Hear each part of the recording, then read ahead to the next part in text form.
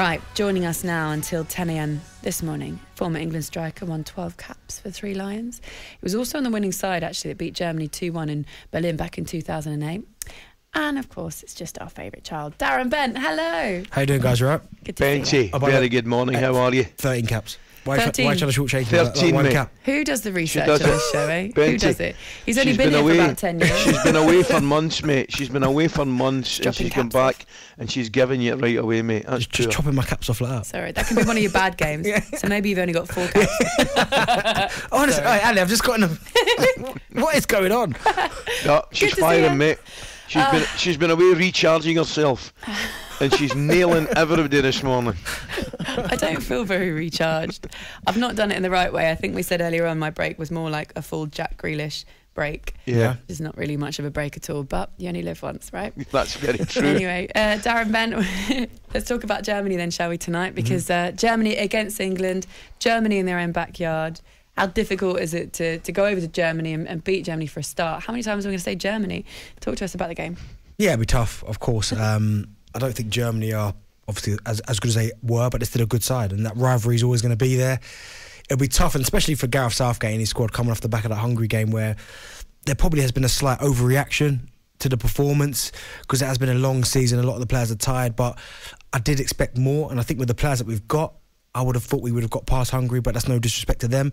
But it'll be a tough game, this bit of rivalry. Sometimes in these games against Germany, it's whoever handled the occasion better. If you can handle the occasion and you know, settle down, stick to your tactics, play the way you want to play, you can ultimately win this game. Because player for player, I think England are better than Germany. They really are. But if you go over there, it's hostile, difficult place to go. It's going to be hard. But I think for Gareth Southgate, he can not silence the doubters, but he can shut a lot of people up with a good performance against Germany. And if they win, brilliant. It's going to shake you, Benty. I mean, he did get, and I know it goes with the job, it goes with the territory. But, I mean, the level of criticism I felt was completely over the top. But one or two of the journalists have been saying, and a lot of the fans have been saying, that they think he's a little bit too protective of his back line, particularly his centre-backs. Do you think that's a fair criticism? Yeah, I do. I mean, I've said it before. I'd like to see him maybe play without the handbrake on, if I'm honest, because I get it. Maybe he doesn't trust his back line a little bit, which is why he wants to give them extra protection. But I think when you've got that much attacking talent in the squad, you've got to try and utilise that. I mean, we've seen some of the great teams who can't, maybe defensively are not great, so what do they have to do? They have to shoot their way to victory. Unfortunately, that's what you have to do sometimes. So I think by playing the 2 holders, I think Declan Rice could do it on his own. Then you can go over Jude Bellingham, and then you can go someone like a Jack Grealish in there, or Mason Mount, someone that's got a lot forward thinking but more attack minded. So I'd like to just see him try it once. But I can understand from Gareth's perspective with the two holders. He wants to protect what he's got. He doesn't want to be too overexpansive. But I think at some stage, that's why you got friendlies. I know these are now kind of glorified friendlies, but there was a time in the Nations League where you are playing lesser. Like when you're playing the San Marino, seems like that. Just try something, experiment. Yeah. Don't go with the 2 holders against, because with no due respect to San Marino, we should beat them comfortably 5, 6, 7. That's when you experiment in these games. Not Germany, obviously tonight, but you've had more than enough of these poor friendlies to experiment with just 1 holder rather than the 2. I agree. I'd love to see him. Sorry, Ali. I'd love to see them just a bit more exciting. Yeah. Just do it. You've got all these amazing young players. Just let them go and have a go. Because then we can kind of go, if it doesn't work out and something went wrong, well, at least we saw, and at least we actually had a go, and at least we get to see these young players getting some sort of experience, Ali. I know I keep going on about it, would you, Benty, but I'd love to see Tammy get an opportunity. I really would. I don't know whether Gareth would play with 2 out-and-out centre forwards. I don't know whether he would do that, but why not? You know, give it a go. Because Tammy, I think we're all in agreement. If anybody deserves an opportunity this season, it's got to be Tammy Abraham, who's had a fantastic season. Whether he comes in, he gives Harry a rest, or he plays the Turam, I just like to see him. And I know this is a competitive tournament. Yes, I get that. But it isn't the be-all and end-all, because England will qualify for the major tournaments anyway, and I just think it's an ideal opportunity, because there's a lack of friendlies now.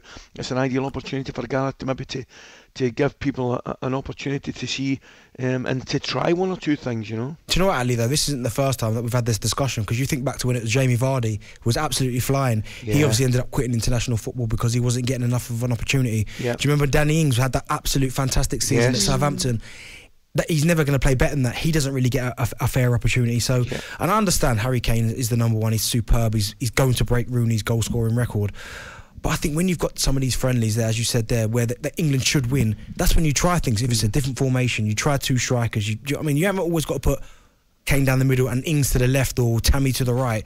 Try with the 2, try different formations. But I don't necessarily think this period, playing Hungary, Italy and Germany, is a bad thing, because we've seen it so many times, and I know people will say, well, we got to a final.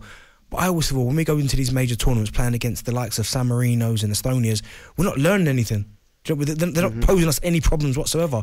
But I think by playing Italy, Germany, Hungary, these teams, that might just make Gareth think a little bit. Do you think the players are really 100% there mentally? I think they're tired. I think 100% they've got to be fatigued. I mean, some of them were going right down to the wire with the Premier League and the Champions League, things like that. So I think some of them are mentally fatigued.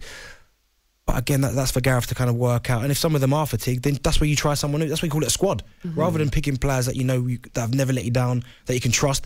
Try something that's maybe a little bit more out there, when people might go, I don't quite understand this, but let's see if it works, rather than being predictable. talkSPORT Breakfast with Laura Woods, Monday to Wednesday mornings 6 till 10. On AM, on DAB, via the talkSPORT app and on your smart speaker. talkSPORT.